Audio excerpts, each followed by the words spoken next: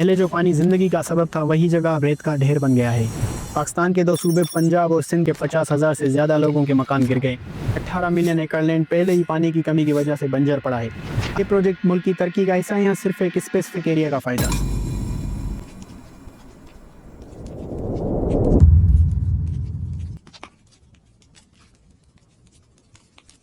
एक बार का किस्सा है कि एक घर में दो भाइयों के दरमियान पानी का बंटवारा होता है। दोनों भाइयों के बीच ये तय होता है कि सबको अपने अपने हिस्से का पानी मिलेगा। बड़ा भाई जब भी नहाने जाता उसको पूरा पानी मिलता, पर जब छोटे की बारी आती तो पानी जल्दी बंद हो जाता। हर बार उसके साथ ऐसा ही होता रहा। आखिरकार फ्रस्ट्रेट होकर छोटे भाई ने शिकायत की कि मेरे हिस्से का पानी मुझे क्यों नहीं मिल रहा, जिस पे उसको जवाब मिलता है कि पानी की कमी की वजह से हमें कम इस्तेमाल करना चाहिए। ये जो आपने कहानी सुनी ये कोई फिक्शनल स्टोरी नहीं। पाकिस्तान में भी कुछ ऐसा ही चल रहा है।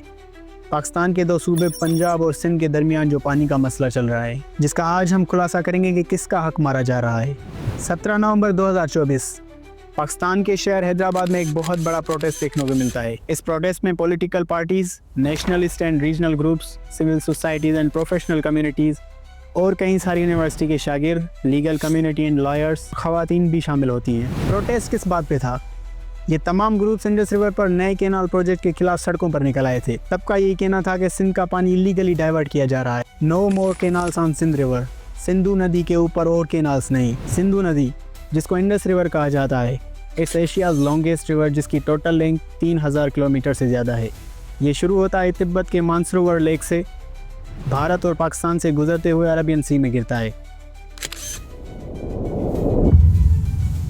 इंडस रिवर पर यह इशू 2024 का नहीं, ये मसला 1947 आज़ादी के बाद से चलता आ रहा है। इससे पहले भी पानी के मसाइल पर मल्टीपल एग्रीमेंट्स हुए, लेकिन सबसे बड़ा और अहम इंडस वाटर ट्रीटी 1960 था, जो पाकिस्तान और इंडिया के दरमियान वर्ल्ड बैंक के मदद से साइन हुआ। लेकिन अगर सिंध पंजाब की बात की जाए तो 1945 भी एक इम्पोर्टेंट डॉक्यूमेंट था जो ब्रिटिश एरा में साइन किया गया था। इस एग्रीमेंट का मकसद पानी का मुनासिब तकसीम था, मगर यह पार्टीशन के बाद भी जारी रहा, जिसको फाइनली 1991 में 4 सूबों के मिनिस्टर्स तय करने का सोचते हैं। टोटल वाटर था 114.35 MAF मिलियन एकड़ फीट, जिसमें से पंजाब को मिलता है 55.94, सिंध 48.76, KPK 5.78 और बलूचिस्तान को मिलता है 3.87। ये एग्रीमेंट सिर्फ पेपर्स में हुआ था, क्योंकि इसके बाद जो 48% पानी सिंध को मिलना था उससे भी 40% पानी की शॉर्टेज फेस करनी पड़ी। इरसा, इंडस वाटर सिस्टम अथॉरिटी, जो पानी की तकसीम का जिम्मेदार है, अक्सर पंजाब के फेवर में फैसले करता रहा। इस वजह से सिंध के मिनिस्टर ने भी कई बार आवाज़ उठाई। ये तो थी हिस्ट्री। अब अगर करंट इशू की बात करें, जिसमें सिंध भर में जो प्रोटेस्ट हो रहे हैं, 6 new canals by green initiative Pakistan ने ग्रीन इनिशिएटिव के तहत इंडस रिवर पर 6 नए कैनाल बनाने का फैसला किया है।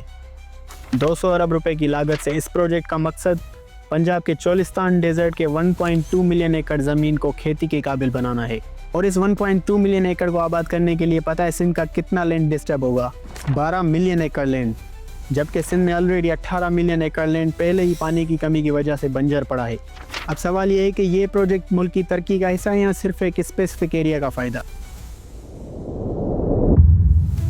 फार्मर्स का मानना है कि 1991 वाटर अकॉर्ड के बाद वाटर डिस्ट्रीब्यूटर अपना काम सही से नहीं कर पाए, जिसकी वजह से हर 10 साल बाद हमें एक फ्लड झेलना पड़ता है। 2010 के फ्लड में पाकिस्तान भर में 10 बिलियन अमेरिकन डॉलर्स का नुकसान हुआ, जो पाकिस्तान की GDP का 5.7% बनता है। 10 साल बाद 2022 का सैलाब सिंध में एक और तबाही ले आया। इस दफ़ा सिर्फ लोग नहीं, ज़राअत भी पूरी तरह मुतासिर हुई। राइस, कॉटन, शुगर केन जैसी फसलें तबाह हो गईं। इंफ्रास्ट्रक्चर और घर इस कदर तबाह हुए कि 50,000 से ज़्यादा लोगों के मकान गिर गए। 15 लाख से ज़्यादा ज़मीन पानी में डूब गई। अगर दोनों सैलाबों का जानी नुकसान देखा जाए तो 3000 से ज़्यादा लोग जान गंवा बैठे। और अगर इस प्रोजेक्ट के बाद फ्यूचर प्रेडिक्शन करें तो सिंध की हालत भी एरालसी की तरह हो जाएगी। A real life example of water mismanagement. Aral Sea Kazakhstan और उज़्बेकिस्तान के दरमियान थी। 1960s में सोवियत यूनियन ने इसका पानी कॉटन फार्मिंग के लिए डाइवर्ट कर दिया। नतीजा 90% पानी ख़त्म। पहले जो पानी ज़िंदगी का सबब था वही जगह अब रेत का ढेर बन गया है। अब पाकिस्तान में भी इंडस रिवर के ऊपर 6 नए कैनाल बनाने जा रहे हैं। ये वही डिसीजन है जो एरालसी के साथ किया गया था।